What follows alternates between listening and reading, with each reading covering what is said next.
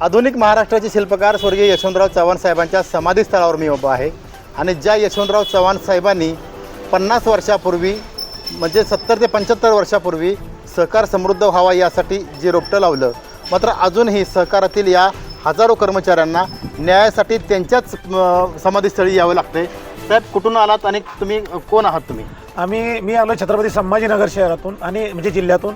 बाकीचे सगळे मराठवाड्यातले आमचे बांधव आहेत आणि काही विदर्भाचे आता येणार आहेत, काही उत्तर महाराष्ट्रात येणार आहेत। इकडे सगळ्यात महत्त्वपूर्ण गोष्ट आहे, या यशवंतराव चव्हाण साहेबांनी सहकार म्हणजे महाराष्ट्र समृद्ध व्हावा म्हणून सहकार चळवळ या ठिकाणी उभा केली आणि ती नुसती उभीच नाही केली तर ती म्हणजे त्याचा वटवृक्ष या महाराष्ट्रामध्ये केला। परंतु हे सगळं करत असताना ग्रामीण भागामध्ये ग्रामीण भागाचा अर्थखाना मजबूत व्हावा, शेतकरी बांधवांना सुरळीत कर्ज उपलब्ध व्हावं, सहज कर्ज उपलब्ध व्हावं म्हणून सेवा सहकारी संस्थेची स्थापना केली। दुर्दैव असं आहे की त्याच सेवा सहकारी संस्थेवर कार्यरत असणारा गट सचिव मात्र आज पगारासाठी वनवन भटकतोय, वनवन म्हणजे त्याला याचना करावं लागतंय, त्याला वारंवार राज्य शासनाच्या दरबारात जावं लागतंय, वारंवार अधिकाऱ्यांसमोर याचना करावं लागतायत। ही सगळ्यात मोठी शोकांतिक आहे।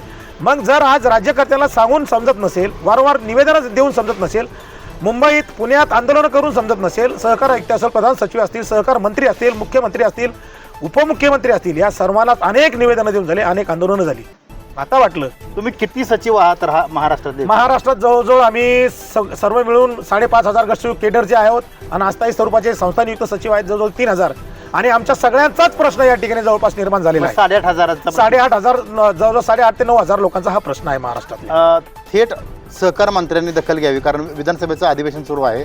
खरं तर काय मागण्या प्रमुख आहेत तुमच्या? 4-5 सांगा। सगळ्यात पहिली मागणी माझी एकच असणार आहे की आज रोजी जे काही आमचे पगार थकलेले आहेत त्या थकीत पगारासाठी सर्वप्रथम निधी राज्य शासनाने ह्या अधिवेशनामध्येच तरतूद करावी। आता अधिवेशन चालू आहे, पुरवण्या मागण्या मांडल्या जात आहेत, मग आमच्या पगारासाठी 100-200 कोटी रुपये देता येणार नाही का?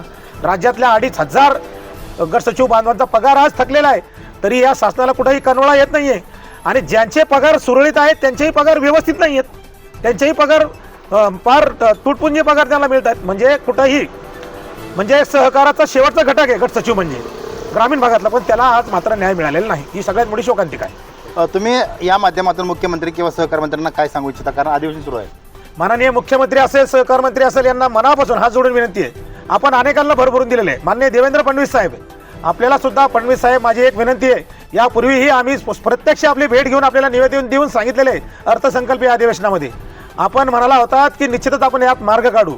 माननीय सहकार मंत्री महोदयांसमोर सुद्धा आमची बैठक झाली, त्यांनी सुद्धा सांगितलं की लवकरच बैठक घेऊन यातला आपण मार्ग शोधूयात, काढूयात, परंतु अद्यापर्यंत मार्ग निघालेला नाही। म्हणून आम्हाला नाविलाज असतो आज यशवंतराव चव्हाण साहेबांच्या समाधीस्थळी येऊन बसावं लागलंय आणि आमचं घराणं आम्ही यशवंतराव चव्हाण साहेबांसमोर मांडतोय। तुम्ही आता किती दिवस बसणार आहात किंवा आम्हाला आमच्या जीवात जोपर्यंत जीव आहे तोपर्यंत आम्ही या ठिकाणी बसणार, हटणार नाही। खरं तर ह्या 8,500 गट सचिवांचा प्रश्न शासनानं लवकरात लवकर निकाली काढावा, अन्यथा या ठिकाणी हे आंदोलन असंच प्रीतिसंगमावर सुरू राहील असं मत या ठिकाणी संघटनेच्या पदाधिकाऱ्यांनी व्यक्त केलं आहे। विकास भोसले, महाराष्ट्र लाईव्ह, प्रीतिसंगम, कराड।